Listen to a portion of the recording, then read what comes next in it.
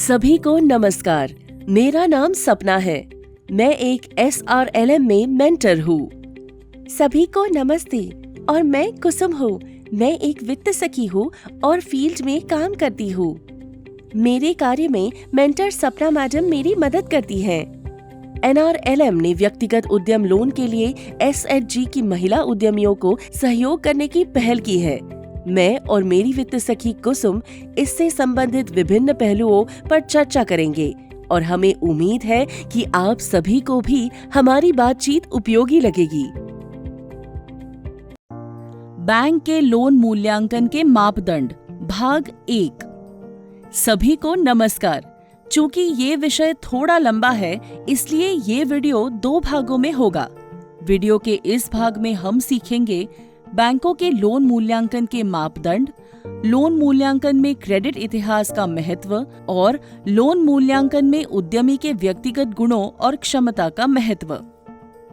सपना मैडम, वित्त सखियों के लिए बैंक के लोन मूल्यांकन मापदंडों के बारे में जानना क्यों महत्वपूर्ण है? ये हमारे काम में कैसे मदद करेगा? देखो कुसुम, ये इसलिए महत्वपूर्ण है क्योंकि वित्त सखियों को बैंक लोन के लिए संभावित उद्यमियों की पहचान करनी है। यदि वित्त सखियां बैंक के लोन मूल्यांकन मापदंडों को समझती है, तो वे सही प्रकार के उद्यमियों की पहचान और उनका चयन करने में सक्षम होंगी। सही चयन का मतलब है कि बैंक के लोन मिलने की ज्यादा संभावना होगी। इसलिए वित्त सखियों को बैंक लोन के मापदंड पता होने चाहिए।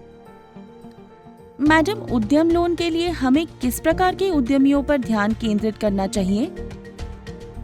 कुसुम, NRLM की ये पहल उन महिला उद्यमियों पर केंद्रित है जिन्हें बड़े लोन की आवश्यकता होती है, यानी कम से कम 75,000 रुपये से ऊपर और 10 लाख रुपये तक। इसलिए वित्त सखियों को ऐसे उद्यमियों की पहचान करनी है जिन्हें इस तरह के लोन की जरूरत हो और उसे चुकाने की क्षमता भी हो।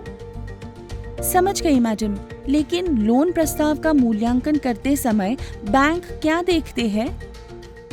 बिल्कुल कुसुम, चलो इसके बारे में बात करते हैं। किसी भी लोन प्रस्ताव का मूल्यांकन करने के लिए बैंक का ध्यान 4 मुख्य मापदंडों पर होता है। 1. उद्यमी का क्रेडिट इतिहास। 2. उद्यमी के व्यक्तिगत गुण और क्षमता। 3. उद्यमी की घरेलू वित्तीय स्थिति। और 4. जिस उद्यम के लिए लोन लिया जा रहा हो उसकी वित्तीय स्थिति और वित्तीय प्रदर्शन। इन चारों में अब पहले हम क्रेडिट इतिहास को समझते हैं। बैंक ऐसे किसी भी व्यक्ति को लोन नहीं देते हैं जो पिछले किसी लोन पर डिफॉल्टर है या जिसका पिछले लोनों में अनियमित पुनर्भुगतान का इतिहास रहा हो। दूसरी ओर, यदि किसी का पिछले लोनों में नियमित पुनर्भुगतान का इतिहास है, तो बैंक ऐसे ग्राहकों को लोन देने में ज्यादा इच्छुक रहते हैं। लेकिन मैडम, बैंकों को कैसे पता चलेगा कि किसी ने कहां से लोन लिया और कैसे लोन चुकाया है? मेरा मतलब है, कोई एक बैंक से लोन ले सकता है और फिर दूसरे में जा सकता है? अच्छा सवाल है कुसुम, मैं समझाती हूँ। बैंक क्रेडिट ब्यूरो के माध्यम से ग्राहक के क्रेडिट इतिहास की जांच करते हैं। क्रेडिट ब्यूरो ऐसी कंपनियां होती है जो सभी औपचारिक स्रोतों से सभी ऋणों का रिकॉर्ड रखती है और वे इस डेटा को अपने सदस्य वित्तीय संस्थानों के साथ साझा करते हैं। भारत में 4 क्रेडिट ब्यूरो हैं। ये हैं सिबिल, एक्सपीरियन, हाईमार्क और इक्विफैक्स। क्रेडिट इतिहास के आधार पर क्रेडिट ब्यूरो ग्राहक को एक स्कोर देते हैं जो 300 से 900 के बीच होता है। बैंक 700 से अधिक स्कोर वाले ग्राहकों को लोन देने में इच्छुक रहते हैं। बैंक उधारकर्ता के क्रेडिट इतिहास की जांच करते हैं, जो कि लोन मूल्यांकन का एक महत्वपूर्ण हिस्सा है। इसलिए वित्त सखी को लोन के लिए उद्यमी का चयन करते समय इन बातों का ध्यान रखना चाहिए कि उसका कोई लोन डिफॉल्ट या पिछले लोन की वापसी में अनियमितता न रही हो। समझ गई मैडम, लोन मूल्यांकन में क्रेडिट इतिहास का महत्व। अब आप मुझे दूसरे पॉइंट यानी लोन मूल्यांकन में उद्यमी के व्यक्तिगत गुण और क्षमता के बारे में समझाइए। जरूर कुसुम। अब हम समझते हैं कि लोन मूल्यांकन में उद्यमी के व्यक्तिगत गुण और क्षमता का महत्व। बैंक आमतौर पर उन ग्राहकों को लोन देना पसंद करते हैं जो अपने उद्यम को चलाने की क्षमता रखते हैं और जिनके प्रति लोगों की राय सकारात्मक हो। इसका मतलब है कि उद्यमी सही आयु श्रेणी में हो ताकि वो अपना उद्यम अच्छे से चला सके। उसमें बाहर जाने और लोगों से बात करने की क्षमता और आत्मविश्वास हो। वो उद्यम को पर्याप्त समय दे सके। उसे अपने उद्यम की अच्छी समझ और अनुभव हो।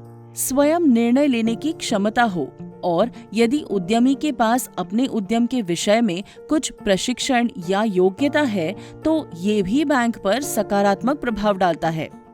बैंक पड़ोसियों, आपूर्तिकर्ताओं या अन्य लोगों से बात करके समाज में उद्यमी की प्रतिष्ठा और लोगों के उसके प्रति राय भी जांचते हैं। इसलिए उद्यमी का चयन करते समय वित्त सखी को देखना चाहिए कि उद्यमी के पास अनुभव हो और उसका उद्यम कम से कम 2 साल पुराना हो। ये भी देखना चाहिए कि महिला उद्यमी में आत्मविश्वास हो, निर्णय लेने की क्षमता हो और वो उद्यम को समय दे सके। वित्त सखियों को भी महिला उद्यमियों का आत्मविश्वास बढ़ाते रहना चाहिए। सपना मैडम, ऐसी कई महिलाएं हैं जिनके पति उद्यम करते हैं और वे सिर्फ उनका सहयोग करती है। क्या हम लोन प्रक्रिया के लिए ऐसी महिलाओं की भी पहचान कर सकते हैं? कुसुम, वित्त सखियों को ऐसी महिला उद्यमियों का चयन करना चाहिए जो या तो उद्यम को खुद चलाती हो या फिर उसमें महत्वपूर्ण रूप से संलग्न हो। भले ही उद्यम में पुरुष भी शामिल हो, लेकिन ये ध्यान देना चाहिए कि महिला का भी उद्यम को चलाने में महत्वपूर्ण योगदान हो। वित्त सखियों को ये सुनिश्चित करना चाहिए कि महिलाएं केवल उद्यम के लिए लोन प्राप्त करने का एक चैनल न बने। NRLM महिलाओं को उद्यमी बनने और बड़े उद्यमों को प्रबंधित करने में मदद करना चाहता है। समझ गई मैडम, पर मुझे एक और संदेह था। क्या बैंक उद्यमी द्वारा आवश्यकतानुसार पूरी लोन राशि देता है? कुसुम, बैंक आमतौर पर उम्मीद करता है कि उद्यमी भी आवश्यक पूंजी का लगभग 10% से 15% योगदान दे। इसे मार्जिन मनी कहते हैं। बैंक ये देखना चाहता है कि क्या उद्यमी अपने उद्यम के लिए प्रतिबद्ध है और उद्यम में अपना पैसा लगाकर जोखिम उठाने के लिए भी तैयार है या नहीं। इसलिए वित्त सखियों को बैंक लोन के लिए उद्यमियों की पहचान करते समय उनकी मार्जिन मनी देने की क्षमता को भी ध्यान में रखना चाहिए। ये सब समझाने के लिए धन्यवाद मैडम। आज हमने सीखा बैंकों के लोन मूल्यांकन के मापदंड, लोन मूल्यांकन में क्रेडिट इतिहास का महत्व और लोन मूल्यांकन में उद्यमी के व्यक्तिगत गुणों और क्षमता का महत्व। हाँ कुसुम, अगली बार हम अन्य 2 लोन मूल्यांकन मापदंडों को सीखेंगे, जो है घरेलू विश्लेषण और उद्यम का विश्लेषण। जरूर मैडम, धन्यवाद।